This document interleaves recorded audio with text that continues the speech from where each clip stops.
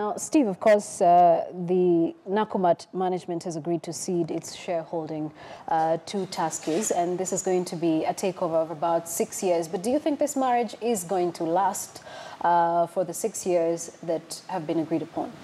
First and foremost, I think it's too early to comment because I haven't seen the documents on it. Yeah.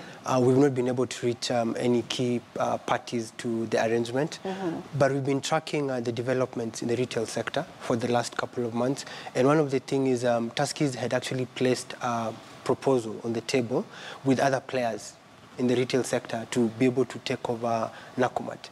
And one of the interesting things is to see that what the regulatory aspect will be, because the proposed merger between Tuskeys and Nakumatt will actually be very big in the region. But what I think is, given all the deals that are on the table, the Tuskeys deal proposes what you call a continuity for the employees, for the suppliers, for the economy, for the owners of the brand, and most important for the retailers, because Nakumatt is a 50 billion retail firm.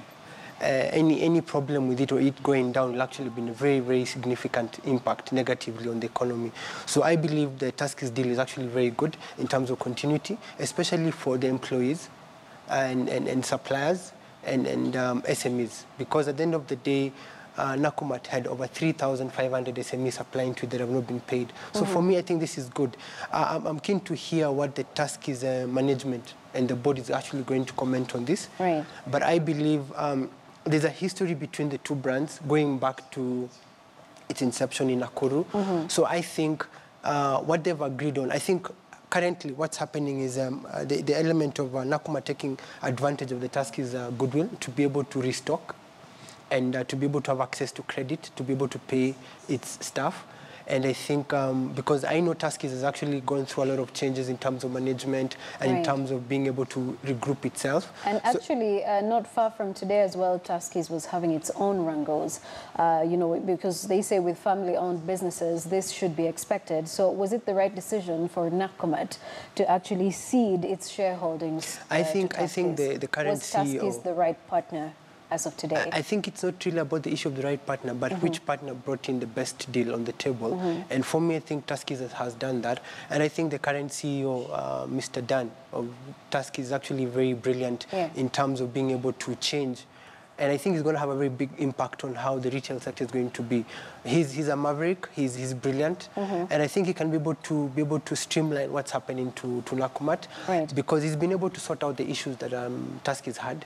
And I think for me, the issue of having access to suppliers, being able to pay the workers on time, and being able to reopen the branches they've been able to close. Because right now, we're seeing the ripple effect, even in the real estate, whereby where Nakumatt was the anchor tenant in most of the malls, we're seeing reduced business. So the ripple effect is actually affecting the economy, and we're looking, I mean, to a tune of 200 billion being affected just because of what's happening to the Nakumatt brand. All right. Let's now bring in Maurice Odor, who is the investments manager at Cited Investments. Maurice, thank you for joining us. You know, Nakumatt actually borrowed to expand. Was this a good decision for Nakumatt to have borrowed to expand even outside of the country?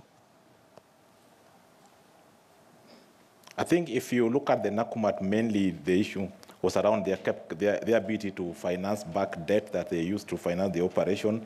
And if you look at all this boils down to corporate governance and how to handle family-based businesses. Nakumatt already reached a point where now it was supposed now to start inviting other stakeholders, start enhancing corporate governance practices, such as adopting, having more to be more transparent. So if I look at now where they were, the issue was not debt as such, debt per se, but I'm looking at it from a corporate governance point of view, of which I hope now going now, given that if the Tuskeys deal is something to go by, they are going to face out that and deal with it according so that they have a more transparent mode of operation with the corporate governance as the key platform upon which they are going to resuscitate their growth again going forward. All right. The conversation about corporate governance is not new. When Chase Bank was placed under receivership, corporate governance issues actually came up. The same happened with Imperial Bank and all the other banks that have been having financial obligation issues. But what exactly do you think is the problem with our local brands? Because we will actually go as far back as talking about Uchumi and Everready before they came out and said that the importation of international brands was affecting the local brands. But when it comes comes to issues of corporate governance, where are the loops and what exactly needs to be done, especially with our local brands in the country?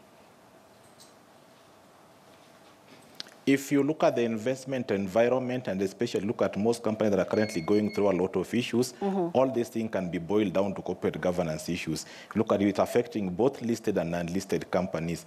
And if you look at the best practices, the global standard of reporting, ensuring there's transparency, disclosure, is something that's supposed to be adopted by all the companies, be it in the private space or in the public space.